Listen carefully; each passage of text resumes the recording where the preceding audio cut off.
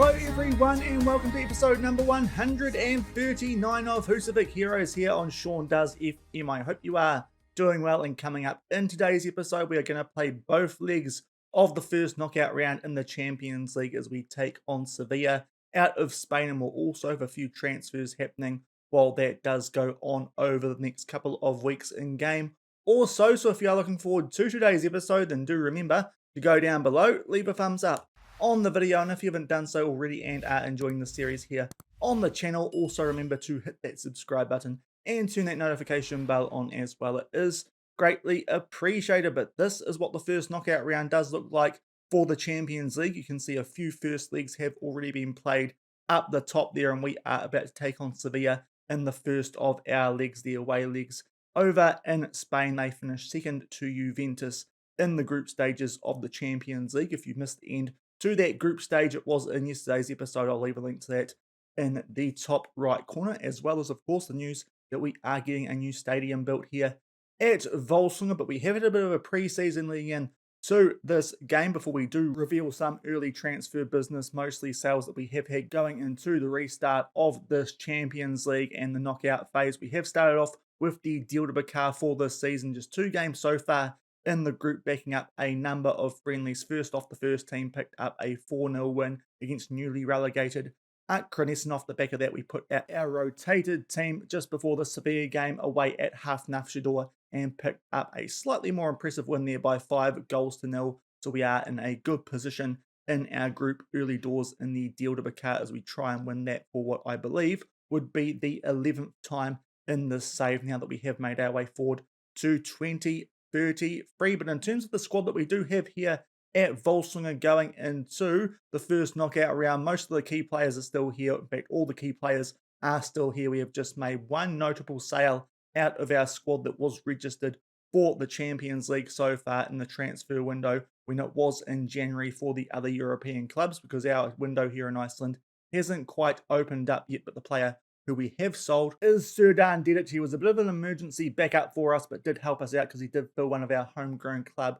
and nation spots. But in the end, his potential wasn't quite good enough for us here at Volsungur. We have a couple of young players who don't need to be registered, who have a bit higher potential than he does these days. And when Napoli came in with a bid of £575,000 for him, I felt like it was a little bit too good to refuse. It was over his estimated value when he was here at Volsungur, despite what that says there on screen, now that he is at Napoli. So we have sold him, but that won't have too much impact on our Champions League squad because he was only getting a bit of garbage time every now and then anyway, and not really too much of that either. We did get a good profit off that deal as well. We signed him back in 2028 for £50,000, and we sell him for around about 11 times that amount. So a very good bit of business there, even though there is no percentage of next sale clause included in that deal. Napoli did not want any of that, unfortunately, but it's still a good deal getting rid of Shaun, as I said, for about 11 times what we bought him for back in 2028. We have made one other sale as well. That was of a player who we did sign off the next gen list last season. Didn't quite have as much potential as we hoped. He has gone to Zhankfi, which is a team, I believe, who are in Greece. Indeed, it isn't it? Is the Greek midfielder in Yoni Mayers. He didn't have that much potential when he was at the club, and we sold him for £130,000. We have not signed anyone just yet, but we are in the process of potentially getting someone over the line to come in later in the season in today's episode. So hopefully we can bring you guys an update on that before we do wrap things up. That's all that we've done so far. So that means all of our key players are still here for this first knockout round of the Champions League, and also everyone is fit and available as well, which is very, very useful. We have made one change on the bench though. Hercules Delfino comes in as the backup striker in place of Jonada. That is because these days we're actually training up Jonada as a left winger to try and back up Chakachare, and hopefully in a few weeks time or so he can replace Fredrik Larsson on the bench, as he's starting to just decrease a little bit now that he is getting on in age. We could use a decent young backup prospect there in left wing. So that's the plan with Jonada. Just while he learns his new role, he's not going to be on the bench. We'll keep Fredrik Larsson there, seeing as he's a bit more familiar with that position. But apart from that change, everything exactly the same as it was in yesterday's episode, and hopefully we can get the job done here against a Sevilla team who are rated 4.5 star reputation wise, but currently do find themselves in 4th in La Liga, which is not bad at all, behind some pretty good teams in this save like Real Madrid, Real Sociedad, and Barcelona. But after topping our group in quite nice fashion in yesterday's episode, it would be nice to keep this going in the first knockout round, and we'll come back shortly and get stuck in to the first leg in Spain, taking on Sevilla in the first knockout round of the Champions League. And here are the team sheets for this first leg of the first knockout round. There is that Sevilla team, as I mentioned in yesterday's episode. A few familiar names there, the likes of Nketiah and Zagadou at the back. As I mentioned before, we are at full strength going into this one, albeit there's a few players on yellow cards, which might have some influence in the second leg, but hopefully we can get a decent result here to take into the home leg. And 20 minutes gone, we have our first highlight of this one. It's been a very quiet game so far. I think only one shot that was to Sevilla and a yellow card to each team. Ours going to Basaro Gay, so he is going to play out the rest of this one on a yellow card unless we do decide to take him off later in the game, which we do sometimes do because he is a player who does tend to get to a red heart on the 70-minute mark. Great chance here for Lassana Doumbia, but puts it wide. Golden chance there to open the scoring, but still 0-0, approaching the halfway mark in the first half. And we go forward another 10 minutes here for our next highlight. We're starting to get on top of these guys in terms of stats, so hopefully we can make that show soon on the scoreboard. Good slide tackle there on Adam Saki, but Lassana Doumbia is there to get us possession back. Another decent slide tackle, but Zimmerman plays that one over for Chaka Traore, and he beats the goalkeeper at his near post. We're going to have to wait here, I think, for a VAR check, but I think that goal looked pretty safe, and we might have a 1-0 lead here right around the half-hour mark, and indeed we do. That's some good patient play from us there, albeit a little bit fortunate. We nearly lost the ball a few times there from slide tackles. He's not even close to being offside. Chaka Traore puts that away. 1-0 Volsungur just past the half-hour mark in the away leg. And that is half-time in the away leg of this first knockout round tie. We take a 1-0 lead into the sheds, and based on the stats there, especially the XG, it's hard not to agree that we do deserve that 1-0 lead. We might be forced into a few changes here at half-time though. Kenny Boreal only on a 6.4, and also Lassana Doumbia, who is playing quite well, he also picked up a yellow card late there in the first half. We do have a very good bench option in his position, so I think I'm going to make two changes here at halftime. It will be Karel Giroud to come on for Doumbia and also Andy Harwood for Boreal, but apart from that, pretty happy with how things are going as we're going to start the second half with a 1-goal lead. And up to the 69-minute mark now, no highlights so far in the second half. There's been absolutely nothing doing apart from, again, a few yellow cards here to both teams. That Elias Anderson did pick one up. That means he's going to be suspended for the next game, but Thiago Polo will come on for him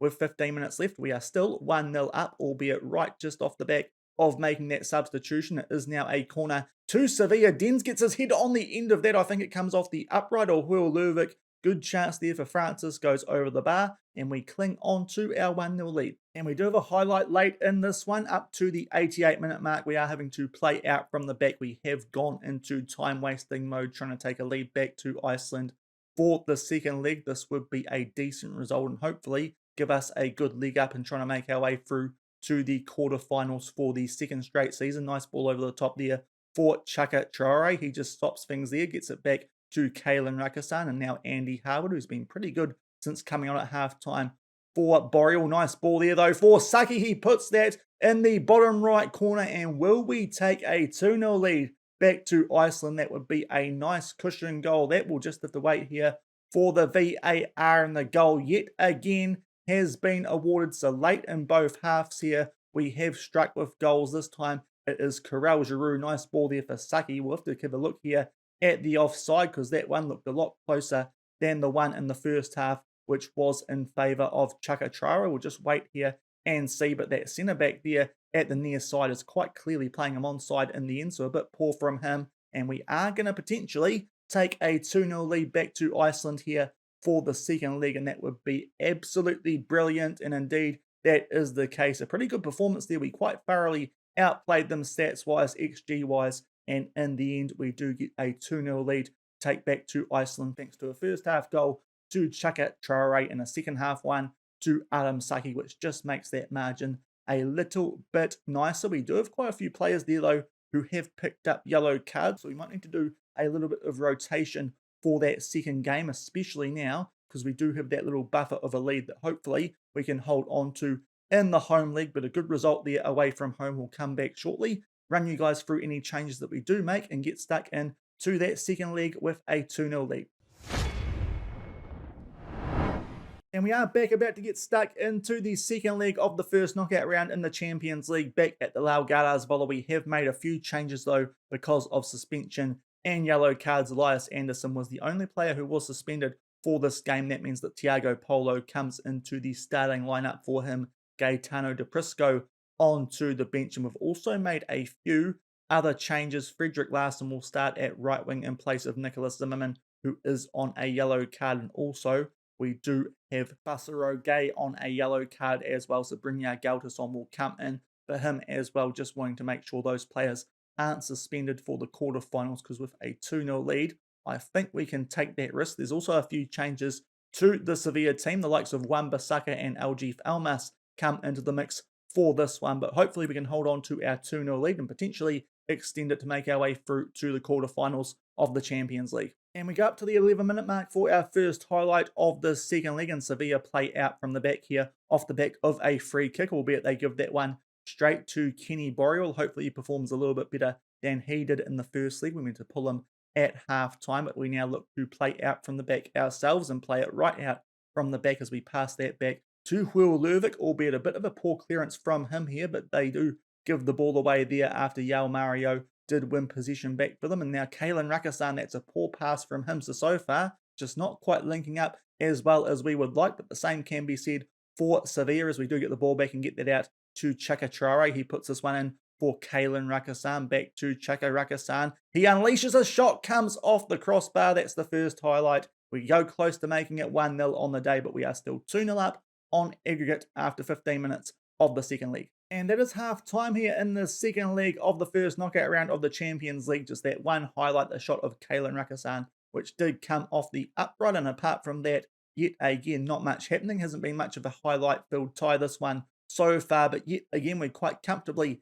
outplaying Sevilla stats-wise. So hopefully we can break through in the second half. But even then, we are still in quite a strong position. With that 2-0 lead, we're going to make one change here at half time, because Ali Ramadan did pick up a yellow card during that first half. Just to play things safe, Gaetano De Prisco will come on for him, and hopefully we can hold on to this lead for another 45 minutes. And we are inside the last 5 minutes of this game, and it does look like we're going to hold on to that 2-goal lead. There has been no highlights since that one in the 11th minute. We made some substitutions there during the second half, but that was a very, very dull game. We go through to the quarterfinals of the Champions League off the back of a tie which was not filled with many highlights in that second leg. One of the worst games I have seen highlights-wise in this save so far, but we do get the job done. Maybe those changes that we did make just broke up some of our flow, but we still go through thanks to that 2-0 win in the first league. We did play quite well there in that second league. We probably should have scored a goal, but in the end didn't,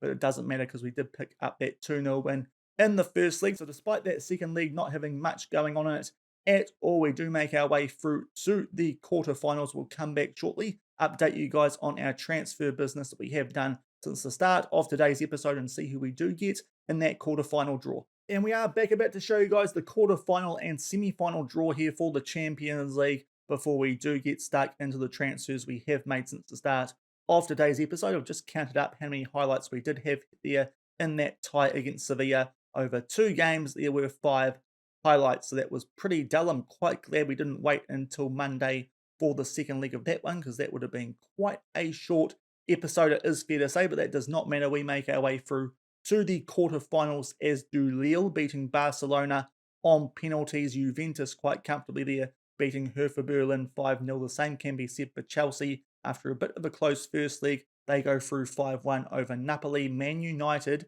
get the better of PSG in one of the blockbuster ties there of the first knockout round by 3-2. The same can be said for Inter Milan, albeit not quite as much of a blockbuster tie. They beat PSV 3-2. AC Milan have knocked out Bayern Munich on penalties after it was 3-3 after both legs. And also in one of the other big ties in this first knockout round, Manchester City in the end get quite a comfortable win there against Real Madrid 5-2. So Real Madrid, despite going through their group unbeaten, I think they got 18 points out of their 6 games. They get knocked out in the first knockout round, which is quite nice considering they were the team which knocked us out in the semi-finals last season. But that does mean we are about to take part in both a quarter-final and semi-final draw. Looking at the teams left there, someone like Lille would be amazing. We beat AC Milan last season in the first knockout round, albeit they might be quite a bit stronger this season, I suspect, because they were another team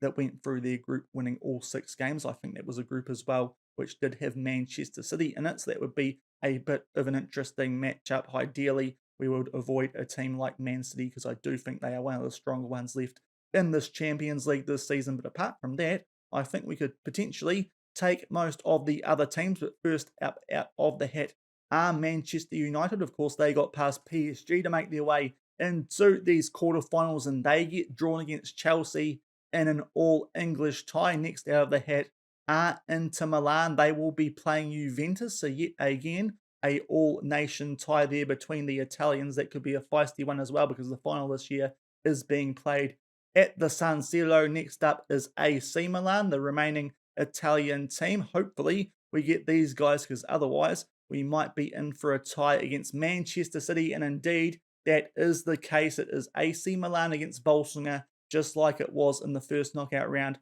of last season's Champions League, where we did beat them by a goal in the second leg at home. That does mean that Man City potentially have the easiest tie there, taking on Lille in the quarterfinals. But I'm quite happy with that draw. We take on a team which we did beat last season. I'd like to think our squad this season is just a touch stronger than it was when we made the semi-finals last time around. And we will also have the semi-final draw as well. First up, it is Inter or Juventus. They will play the winner of Lille or Man City, so that means we are definitely going to have English opposition if we do make our way through to the semi-finals, because we are playing the winner of the tie between Manchester United or Chelsea. But we have AC Milan coming up at the start of next week. They currently find themselves in second in Serie A. A quick look at their team here. We'll go over to the tactics. A lot of players who were there last season, so hopefully we can get the job done over those guys yet again and make our way through to the semi-finals of the Champions League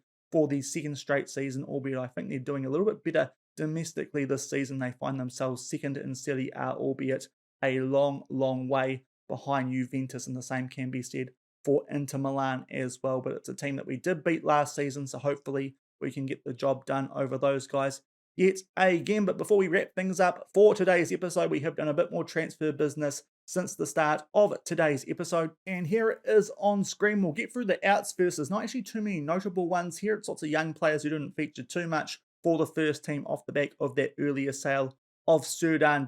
Probably the most notable player we have sold to HK. That is Gabriel Zapata. After he was there on loan the last couple of seasons, he has gone there permanently for a fee of £235,000. But apart from that, lots of players who haven't really featured for us in the first team so far in this save, just getting around about £1 million for all of those players, added with the fees, of course, of Gabriel Zapata and Serdar Dedic. But no doubt the thing that's caught your guys' eye is the fact that we have spent 23 million of our £40 million budget on one player, and we have loaned him straight back out to Genk in Belgium. We have bought what looks like a very promising backup defensive midfielder who hopefully in a few years' time can maybe challenge someone like Basaroge in the first team. I know that $23 million for a reserve player is quite a bit of money, but Alan Basicki has very, very good potential, 4-star goal potential, 5-star overall potentially, might actually have 2-star currently rated, and he looks like a decent backup for us in a couple of years' time once we can get rid of Brynjar Galtason, because he's currently homegrown in nation. But this guy looks like a very, very good backup to Basaroge, especially if Basaroge continually wants to tell us that he is leaving. It might not be too big of an issue if this guy does fulfill that potential that he does have. But I do quite like the look of him, especially those mentals, quite aggressive, quite brave, and very, very determined. Also a very good tackler, 1.84 meters tall at 19 years old. Hopefully he ends up being quite a good player for us in the future, and as I said, can put some pressure on Basaroge. I know £23 million, quite a bit on a player like this, but it has been really hard to find a player anything like Basaroge who could be a backup for us, and it's quite important for our set pieces as well. So hopefully this is our man for the majority of the remainder of this save. We have signed him off Genk for that £23 million fee and loaned him straight back out, so he gets a little bit more first team football while we do finish off this Champions League campaign, and then we might even get the chance to hopefully register him for the Champions League next season if we can somehow find a way to squeeze him in as the backup to Busaroge. But he is certainly a player who is going to get a lot of game time domestically once he does join the club, probably jump above someone like Brynjar Gelsson in that regard. But a lot of money is spent on one player, but we do still have quite a bit of money to spend. We have adjusted the wage budget. We've still got around about the £28 million mark and £148,000 left in the wage budget as well. So a big transfer there, but as I said, it's been quite hard to find a defensive midfielder who is similar to Busaroge and has good potential. So I thought we'd better snap that guy up while we had the chance. He'll be joining us at the end of the European season. But that will do it for today's episode. We make our way through to the quarterfinals of the Champions League, albeit off the back of a rather uneventful tie there